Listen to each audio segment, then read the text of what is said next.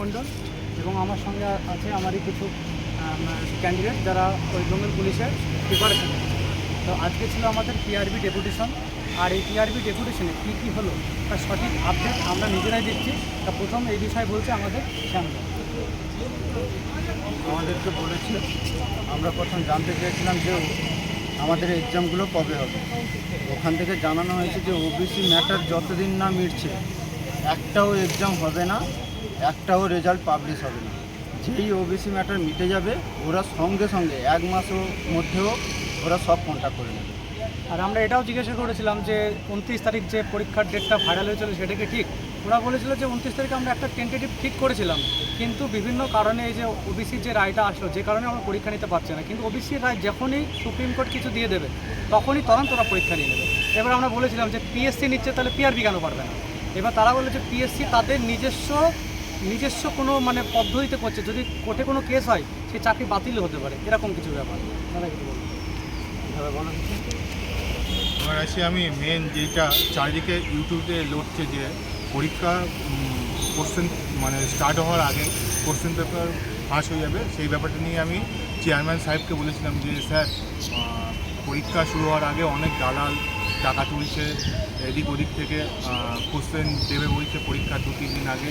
এই বিষয়টা নিয়ে যখন আমি স্যারকে জিজ্ঞাসা করি, স্যার তখন এই অ্যান্সারটা স্যার বলেছে যে তোমরা যেরকম শুনতে পাচ্ছ আমরাও শুনতে পাচ্ছি, আমাদের যে সার্ভার ক্রাইম আছে সেই জিনিসটা সবসময় ইউটিউবে যারা এইসব ভিডিও লোড করছে কিংবা যারা এই দালাল চক্রের সঙ্গে যুক্ত তারা আমাদের পুরো নখদর্পণে আছে। এই ব্যাপারটা স্যার আমাদের ভালোভাবে বলেছে যে তোমরা নিশ্চিন্ত থাকো যে আমাদের পরীক্ষা পুরো ফেসভাবে।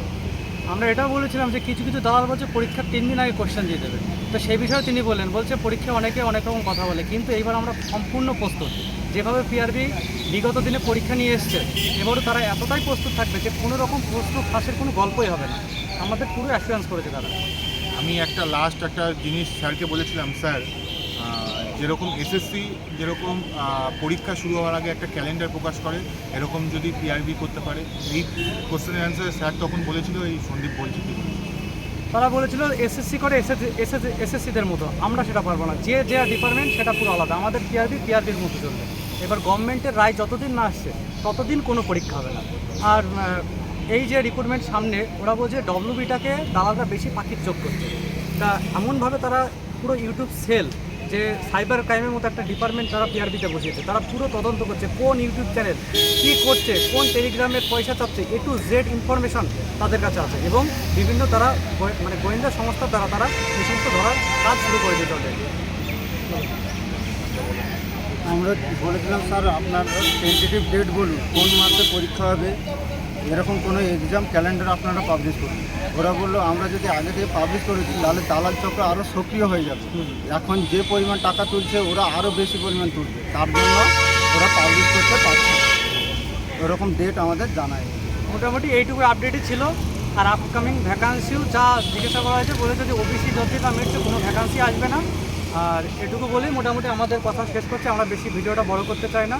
আর আজকে পিআরবিতে ডেপুটেশন হলাম, এরপরে জানি না এই রিক্রুটমেন্টে আমাদের কত দূর যেতে হতে পারে, বিভিন্ন কাজে বিভিন্ন জায়গায় আমাদের বা তোমাদের সবারই সহযোগিতা দরকার। আর সেটা করার জন্য এই চ্যানেলটা অবশ্যই সাবস্ক্রাইব করে রাখবে। আমরা যেভাবে লড়ছি এই পরীক্ষার জন্য আমরা সবসময় এইভাবেই লড়বো, আর সবাইকে একসাথে হতে হবে। তবে এইটুকু আমরা কথা বলে যেটুকু বুঝলাম, ওবিসি সমস্যা মিটে গেলেই আমাদের পরীক্ষা হবে, নাহলে কোনো কিচ্ছু হবে না। এটা সবাই একটু মাথায় রাখবে। আমি একটা লাস্ট কথা সবাইকে বলবো, সমস্ত ছাত্রছাত্রীদের উদ্দেশ্যে আমার এই বার্তাটা থাকবে। সবাই ভাবছো পরীক্ষা কবে হবে, না দেরি আছে, বসে থাকবো, পড়াশোনা করবো না, এইটা যারা করবে তারা কিন্তু ভুল করছে। কোশ্চেন কিন্তু ফাঁস এবার হচ্ছে না, এবার পুরো স্বচ্ছভাবে নিয়োগ হবে। চেয়ারম্যান সাহেব আমাদের কথা দিয়েছেন, তাই জন্য সবাইকে বলছি ওবিসি প্রবলেম মিটে গেলে আমাদের পরীক্ষা কিন্তু পিআরবি 1 মাসের মধ্যে নিয়ে নেবে।